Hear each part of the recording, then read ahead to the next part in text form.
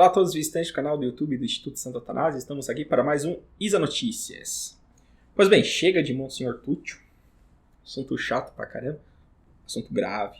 Tal, mas... Vamos fazer react. Vamos fazer react porque... sempre dá pra tirar algumas lições, né? Nós vamos fazer um react hoje do Nando Moura. Né?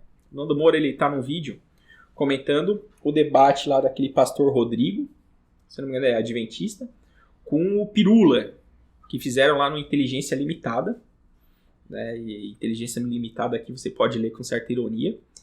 Né? Foi mais de 9 horas de conversa lá, né? Então tipo, um é cristão, né? Irmão separado, segundo a linguagem tosca do Concílio Vaticano II, e o outro, né, tecnicamente herege, e o outro um ateu. Então o que acontece? Daí eles estão lá discutindo, né? 9 horas de discussão. Tal. Daí o Nando Moura faz um vídeo, né, sobre isso. E aí o Nando Moura vai entrar, né, na questão, claro, né, na questão da fé, etc. Bom, o Nando Moura também não é católico. Né, nem sei o que ele é. Mas é um cara inteligente. Né, então, vamos ver aí o que dá para reagir, né, fazendo o contraponto católico. Né? Vamos embora.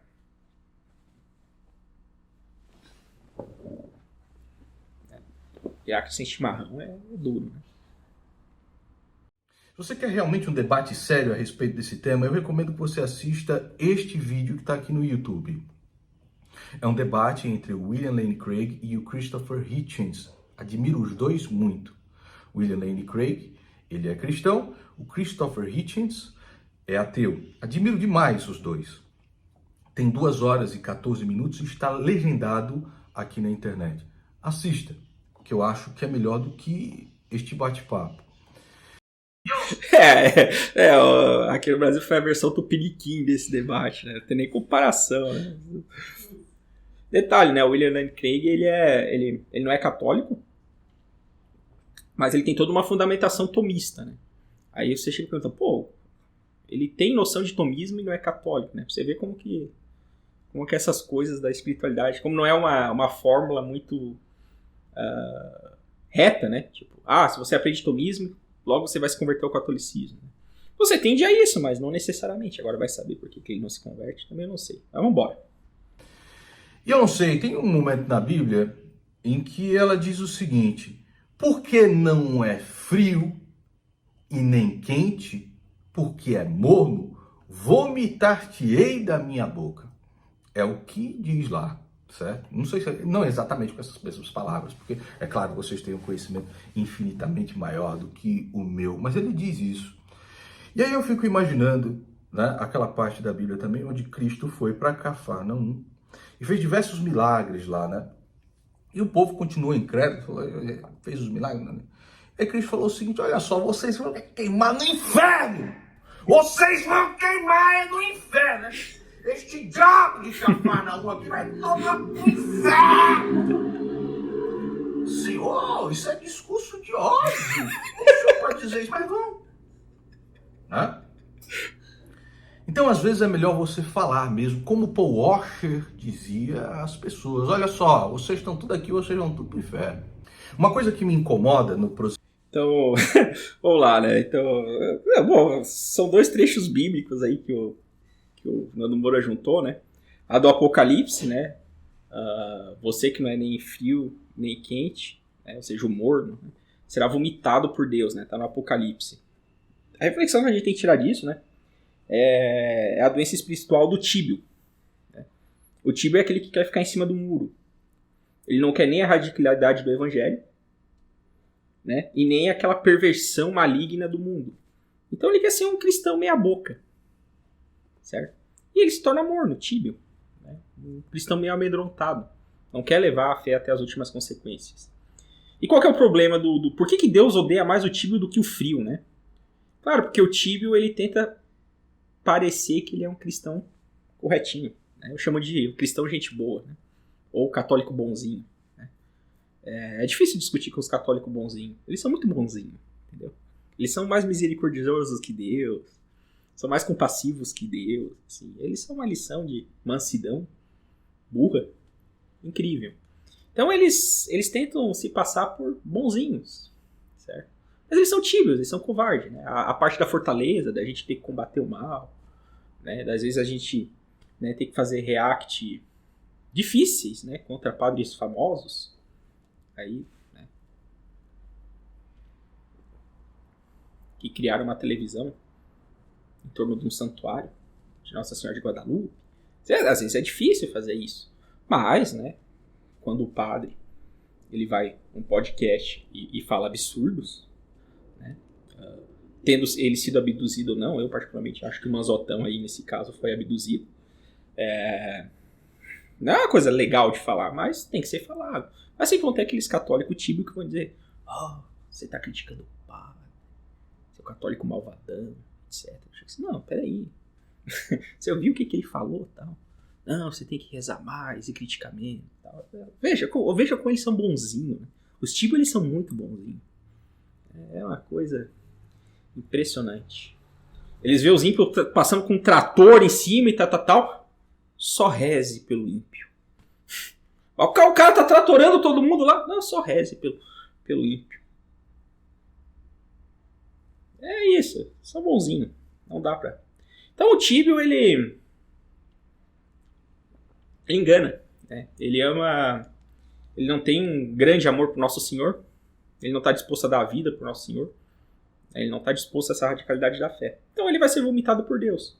Né? Porque ele finge amar Deus, mas ele não ama como deveria. Né? Já o frio não. O frio deixa claro: eu odeio Deus e é isso. O papo é mais reto. Veja, paradoxalmente, o frio ele é menos mentiroso do que o tíbio. Menos fingido e tal. Mas seja como for, né? Pelo menos nós aqui no Instituto Santo Atanásio, a gente prega pela quentura. Nós temos que ser calientes. Calientes. Certo. Oprimir o demônio.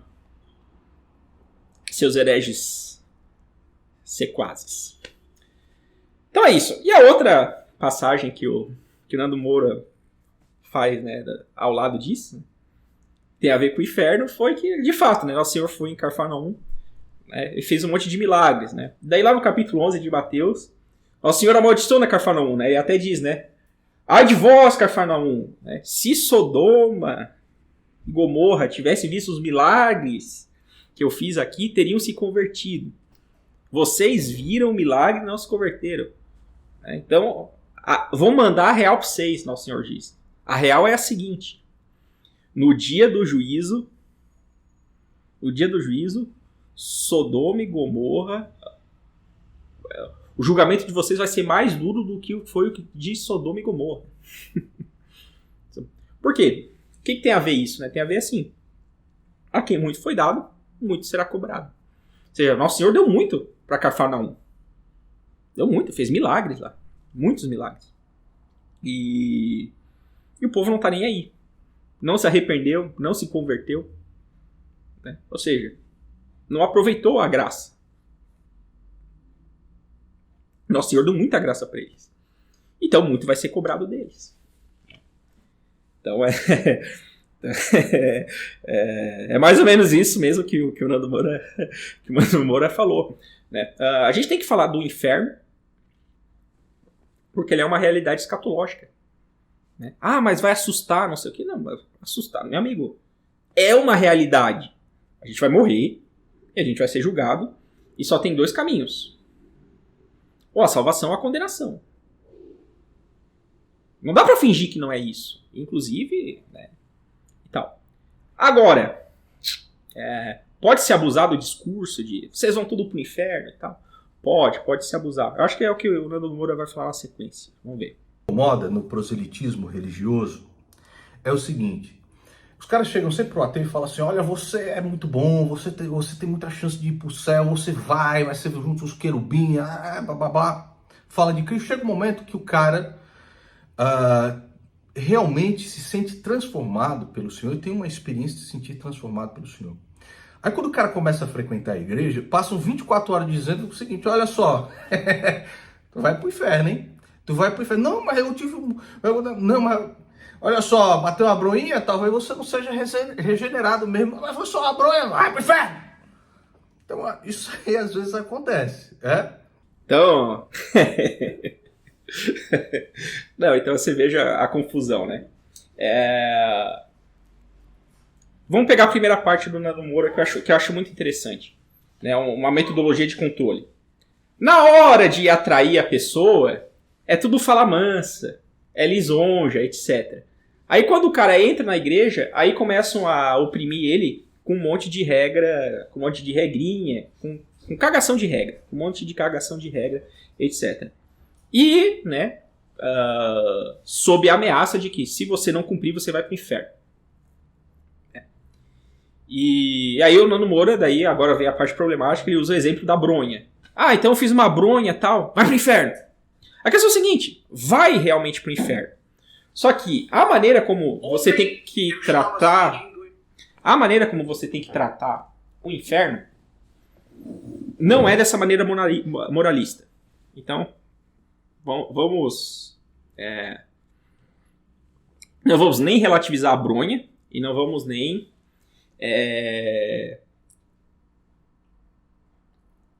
como é que é? Defender esse proselitismo ameaçador, né? Que faz com que a pessoa, digamos, obedeça e que tenta obter o controle da pessoa via o medo, certo? O que tem que ser entendido na questão que envolve o inferno é o seguinte: Deus fez os mandamentos dele. Deus fez os mandamentos e deu ao homem. Por quê? Para o homem ser salvo. Mas não é porque Deus é um sacana que quer cortar os baratos do homem. Deus deu os mandamentos porque, dado a natureza humana, é bom que o homem ande pelo caminho reto, ou seja, pelo caminho dado pelos mandamentos, que ele cumpra os mandamentos. Só que, vamos lembrar da frase de São Paulo: a letra mata e o espírito vivifica. Então não é cumprir a lei só pela lei. O cristão tem que cumprir a lei por amor a Deus, sabendo que é bom que a gente cumpra a lei porque isso é bom para o homem, porque Deus quer o nosso bem. Cumprir a lei de Deus, por amor a Deus, é o que faz o homem. Então a obediência do homem a Deus não tem que ser pelo medo, ela tem que ser pelo amor. Então é realmente uma fala muito capciosa a dessas seitas protestantes. Primeiro lisonjeia, vem, e a pessoa vai lá no culto, daí começam a massacrar ela com ameaças. Ou seja, não é a lei vivificada pelo Espírito que está nesse discurso que o Nando Moura chamou de proselitismo. Não é a lei iluminada pelo Espírito Santo. É o moralismo. É a cagação de regra. Porque mais importante do que você dizer para a pessoa, você vai para o inferno, é por que você vai para o inferno. Não é tipo assim, vocês aí, o pessoal da bronha, vocês vão tudo para o inferno. Vão, mas vocês vão tudo para o inferno por quê? Porque Deus fez um sexto mandamento, em que lá ele condena a bronha, porque ele é um ato sem fim, é um ato desordenado. E, portanto, vai contra a castidade. O sexto mandamento é o seguinte: seja casto, ou seja, seja puro. Não se deixe. Você tem que ser mais forte do que os prazeres venéreos. Você tem que ser senhor. Você tem que ter o autodomínio. Porque se você não tiver o autodomínio, você sempre vai ser arrastado pelos prazeres. Você vai ter uma dificuldade na vida, um dia duro, não sei o quê, você vai tentar minimizar isso aí da maneira errada, de maneira desordenada. Aí você vai buscar prazeres venéreos, efêmeros, que depois vão te dar uma tristeza. Te dão um certo gozo sensível ali, mas não te dão uma alegria espiritual. Por quê? Porque são atos desordenados. Então Deus está dizendo qual que é o caminho correto. Então quando você faz uma bronha, você não está agindo da maneira correta. Certo? Então você tem que confiar em Deus, que o que Deus disse é o correto.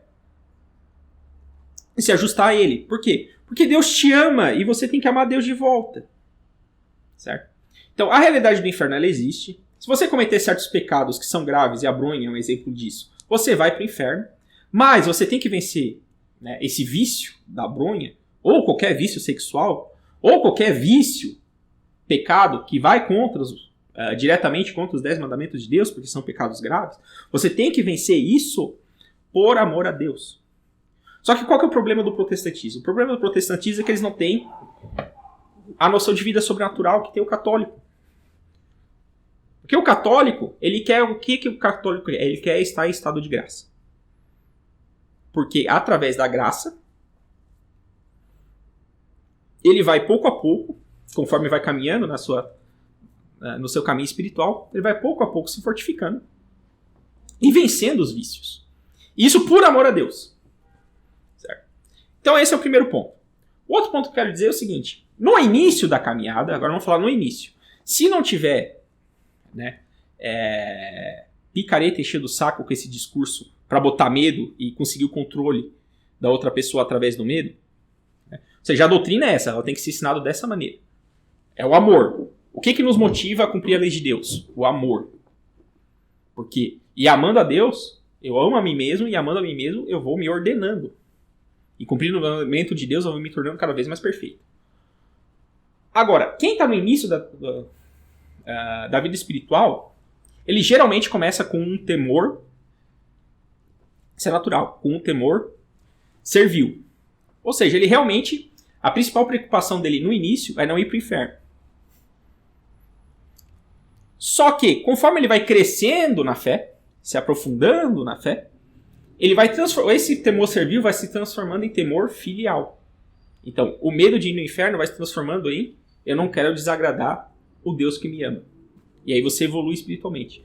Agora, óbvio, se você entra numa seita que os caras ficam toda hora cagando regra e dizendo se você não fizer isso, você vai pro inferno, ou seja, um moralismo tacanho, estéril, que esquece que você tem que cumprir as leis por causa do mandamento do amor, por causa do espírito que vivifica, não por causa da lei que mata, aí vai ser difícil você transformar você vai prender a pessoa no temor servil, até que vai ficar insuportável ela seguir nessa vida, porque ela só vai agir por medo, medo, medo, medo. Como se fosse um moralismo tosco, sem sentido. Né? E aí, quando ela abandonar essa seita, esse ambiente, ela vai voltar para o mundo de maneira pior do que ela estava antes. Certo? Então é isso que tem que tomar cuidado. Então não é nem... Então o Nando Moura acerta ao condenar esse proselitismo moralista, ele está certo, mas ele está errado em querer relativizar a bronha. Ah, então só uma bronhinha aí. Não. Se você cometeu bronha... Ah, e tem outro detalhe ainda, né? Nós católicos temos a confissão. Então quando a gente cai, assim, por causa de um pecado que vai diretamente contra um dos mandamentos de Deus, a gente busca o padre para se confessar. A gente retoma o nosso propósito de emenda. A gente retoma esse propósito. E a confissão é o quê? Ela não só perdoa os nossos pecados, mas ela ainda também ajuda a fortalecer a nossa alma para que a gente não caia de novo. Então a vida do católico é uma vida cheia de quedas, queda, reerguimento. Queda, reerguimento, queda, reerguimento. Mas, se você perseverar nela, você vai crescendo espiritualmente. E aí você vai começar cada vez mais a compreender a alegria que é seguir ao Senhor, como canta em muitos salmos o salmista. Porque quando o cara vai para a igreja, os caras falam de inferno. Inferno, inferno para você, inferno, inferno, inferno, inferno. A verdade é que nenhum de nós, eu acredito, nenhum de nós merece estar com o nosso Senhor Jesus Cristo. Certo? Não é por merecimento, não é por obras, é por misericórdia. E o que é... Calma. Olha só. É fogo, né? Quando você não é católico, você meio que confunde as coisas. Primeiro ponto, ele tá certo. Por que a gente vai pro céu? É um direito nosso? Não. É por graça de Deus. É um presente, é um dom de Deus, assim. Deus ama tanto os homens que ele se fez homem. Morreu na cruz para pagar a dívida impagável do homem para com Deus. E redimiu o homem, dando para ele a possibilidade da vida da graça, uma vida sobrenatural, para que quando ele morre ele vá para o céu, como herdeiro, como filho de Deus. Ah, então é o direito. Não tem direito nenhum. Tudo graça de Deus. Tudo graça de Deus. Porém, isso, mérito de maneira absoluta. Agora existe um método, vamos chamar o mérito espiritual, isso existe. Que a gente conquista pelo quê? Pelas obras. Então o que Deus faz? Deus faz o seguinte, A gente não tem que amar o próximo? Então. E como é que a gente ama o próximo? Fazendo obras boas ao próximo. Então, as obras, sim, estão envolvidas. Certo? Então, o que a gente faz? A gente está em estado de graça, Deus vai mandando a sua graça, iluminando a nossa inteligência, fortalecendo a nossa vontade, e nós vamos agindo em conformidade com essa graça, fazendo o quê? Boas obras. Essas boas obras são agradáveis a Deus, e por serem agradáveis a Deus, porque a gente está fazendo, tipo assim, Deus nos manda energia e a gente usa essa energia para fazer o que Deus quer que a gente faça. E isso faz com que Deus fique feliz. Esse Deus ficou feliz porque eu cooperei com a graça, é o que a gente chama de mérito. Só que veja, não é porque eu sou bom, é porque eu cooperei com a graça. Sem a graça eu não conseguiria ser bom. Mas como com a graça, estando em estado de graça, recebendo a graça, eu fiz uma boa obra, e por eu estar em amizade de Deus, Deus ficou feliz com isso, eu ganhei mérito. Por isso que uns são mais santos do que os outros, né? Quanto mais mérito você tem, mais santo você fica. É isso. Então o Nando Moura coloca a misericórdia assim, as obras, né? E estranho isso.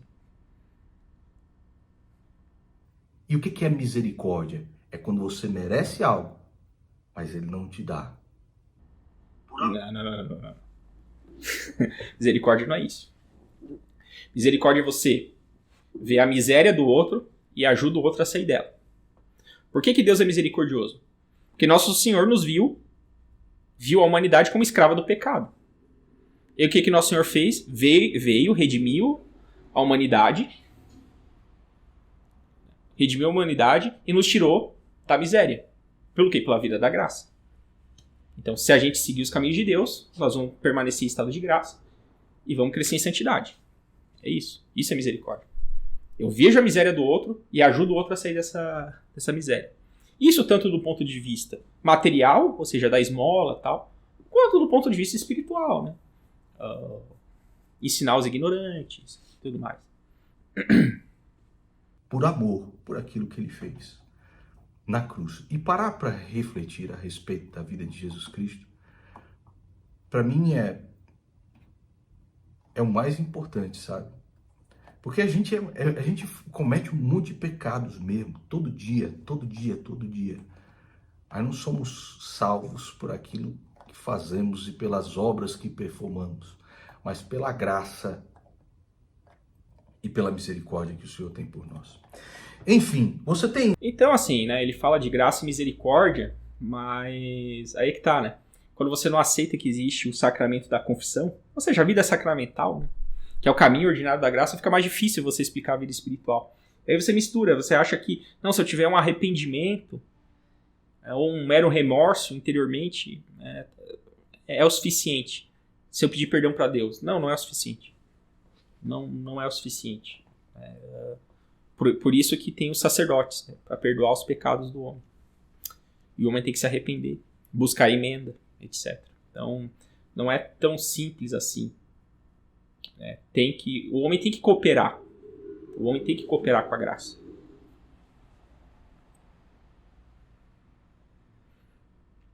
Aí você veja, né?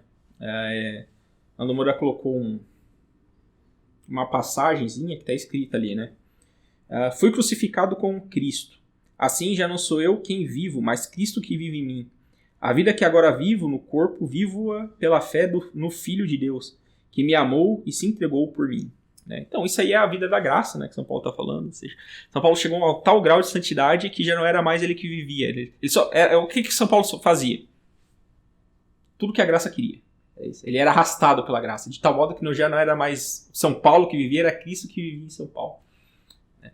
Então, isso, quando a gente pega uma conotação católica, tem um significado diferente do protestante. Não é tão romantizado como o Nando Moura coloca ali em relação à misericórdia e à graça. É uma coisa mais séria e mais concreta. Tem diante de você duas perspectivas, certo? Você aí que como eu, era ateu, certo? E essa perspectiva, para mim, na época de ateu, era extremamente confortante. Isso aqui era maravilhoso. Você morre e acabou tudo. você simplesmente é devorado pelos vermes. Não tem nada. É como você tentar se lembrar de antes de você nascer. Consegue lembrar de antes de você nascer? Como é que eram as coisas? Não. Então, como morrer? É exatamente a mesma coisa. Você vai ser devorado pelos vermes ou vai ser incinerado. Tanto faz. Mas nada que você fez, falou, disse, foi, interessa. Você voltará ao pó e não significará nada, absolutamente nada. O que você é, o que você fez, como você se comportou. Assista o debate do William Lane Craig com Christopher Hitchens, certo? Não interessa nada. Eu estava confortabilíssimo acreditando nisso. Porque você tem que crer também. Você tem que crer que você é um produto de uma aleatoriedade tão absurda, né? Uma cadeia de coisas tão absurda, que a própria existência é um absurdo, como formula Leibniz, que diz o seguinte: a maior pergunta da filosofia é por que existe o algo a não ser e não o nada. Porque só o fato de você existir aqui já é um milagre. Isso já é um milagre. E você tem a outra visão também, que você nasceu e já está condenado, meu irmão, ao inferno. É o capiroto lhe servindo uma bandeja de biscoito negrito. Você, tome biscoito e aqui paçoca também no seu rabo, pra você ficar junto aqui com o Fidel Castro e junto com o Guilherme de Pádua, que depois virou pastor. Porra, que merda, hein? Eu não me sinto confortável com uma porra dessas. Eu não me sinto confortável com uma visão dessa. A vida de Cristo é a grande diferença. Ou ele é um louco, ou ele de fato era o Filho de Deus. Essa é a pergunta que você tem que fazer. Não existe nada na tua intelectualidade que faça você crer. Aí vão discutir, mas será que Noé criou o bem-estar? Foi com madeiras, tábuas e flutuou? O dilúvio foi no mundo inteiro? A Terra tem 200 trilhões de anos, ou a Terra tem 6 mil anos? Nada disso interessa. Nada disso interessa. Se Cristo não tocar o coração das pessoas. A grandeza de Cristo e a grandeza do Senhor não pode ser compreendida pela mente humana. Quando estava lá Santo Agostinho, ele teve um sonho, né? Era um menino cavando na areia, e aí era um sonho que ele teve. Aí falou: o que você está fazendo cavando esse buraco, menino? Aí o menino falou assim: não, é que eu estou querendo colocar a água do oceano no buraco. Santo Agostinho falou assim: valendo, mas essa merda, essa coisa idiota, por que tu está querendo fazer uma coisa dessa, menino? Você é um menino muito burro, não está vendo que a água não vai caber no buraco, menino burro? Aí o menino de repente se transformou em um anjo e falou a Santo Agostinho, que estava tentando descobrir os mistérios da Santa Trindade. Assim é você tentando entender os mistérios de Deus. É o que se relata. Tudo bem? Bom, então, essa outra parte aí do Nando Moura aí não tem muitas coisas a acrescentar, apenas alguns aperfeiçoamentos católicos. Vamos lá. A questão, né, o ateísmo, ele, em primeiro instante, ele pode parecer mais reconfortável porque, tipo assim, eu realmente não tenho por que seguir uma lei moral. Eu posso fazer o que eu quiser. Mas, novamente, a gente volta para a discussão anterior. A lei moral que Deus nos deu, a lei natural que a gente tem que seguir, é para o nosso próprio bem. A nossa natureza agradece. O problema é que o homem, ele foi ferido pelo pecado original e, por causa do pecado original, atua nele, né, a concupiscência da carne, a concupiscência dos olhos e a soberba da vida. E ele busca, e por causa dessas desordens, né, tendências desordenantes, o homem vai tentar buscar a sua felicidade onde ele não vai conseguir encontrá-la. E às vezes a própria lei natural, não vou nem dizer a lei de Deus aqui, a própria filosofia, vamos ficar no campo filosófico. Então a própria lei natural vai parecer opressiva para o homem. Mas só vai parecer opressiva, ela não é opressiva. Ela é libertadora. A liberdade está no bem. E já quando você tenta buscar a sua felicidade no pecado, ou seja, numa desordem, você vai se escravizar. Porque cada vez mais você vai ficando cada vez mais difícil você dizer não a esse pecado. Né? E você vai perdendo o próprio autodomínio. Na verdade, quem domina você é o seu vício. Né? Sobretudo, né, o que a espiritualidade católica chama de vício dominante. Certo? Aí, para resolver esse problema, o que Deus fez? Existe a culpa original causada por esse pecado original. E ela se apaga com o batismo. Então, o batismo apaga, limpa nós dessa culpa original. Não apaga as concupiscências que a gente falou, mas apaga a culpa dessas concupiscências. Por quê? Porque daí a gente passa agora a ser filho de Deus. Não temos mais culpa. A gente pega o prêmio que Jesus nos conseguiu na cruz, né? E esse prêmio passa a habitar nossa alma. Ou seja, o Espírito Santo vem habitar na nossa alma. Esse é o detalhe. O Espírito Santo passa a habitar na nossa alma. Então nós não temos mais culpa.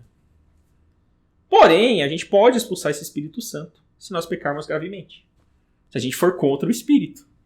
De maneira grave. Né? Você pega uma pessoa caída no chão com dor e ainda fica dando chute nela. Tá. O pecado grave é mais pior do que isso. É pior do que fazer isso. Então, o Espírito Santo vai chegar assim, meu Deus, isso aqui é muito...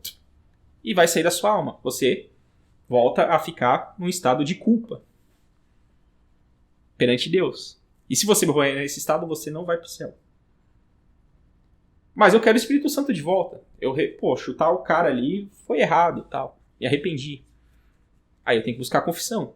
Quando eu me confesso e o padre nos absolve, o Espírito Santo volta a habitar nossa alma e a gente volta, né, a ser herdeiro de Deus.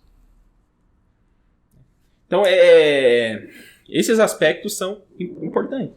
E para quem que... E a outra questão que tem que ver, né, em relação à fé.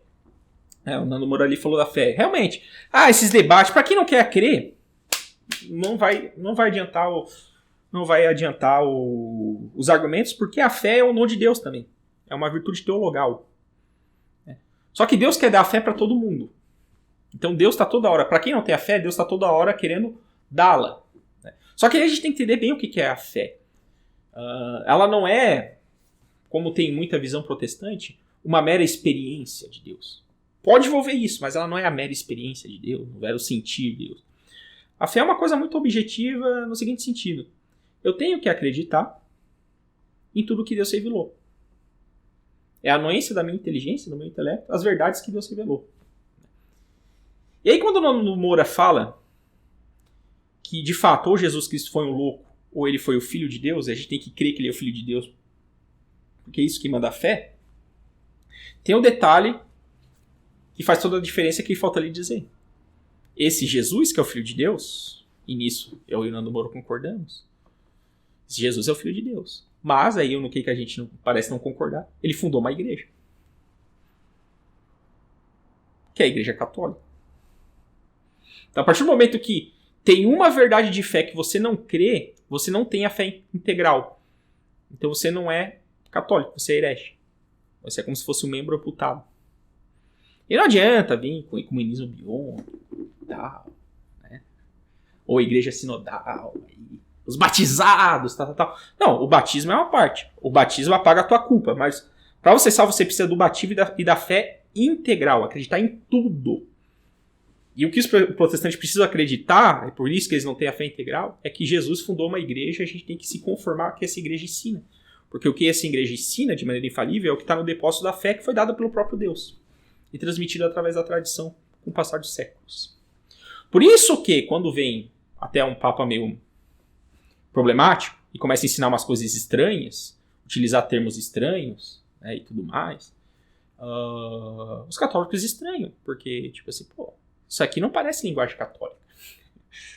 A linguagem católica, né, ou seja, a palavra, né, que é a palavra de Deus, né, que vem da palavra de Deus, o pastor, você veja, né, a ovelha reconhece a voz do seu pastor, aí de repente o pastor está falando umas coisas meio estranhas, o católico consegue reconhecer isso. Por quê? Porque é isso. Porque vem desse depósito. Eu tenho que conhecer esse depósito, me aprofundar nesse depósito, né, para cada vez mais lutar para manter essa fé íntegra. Então, com o batismo e com a fé íntegra, eu vou conseguir ser salvo. Seria isso que tínhamos para hoje. Viva Cristo Rei!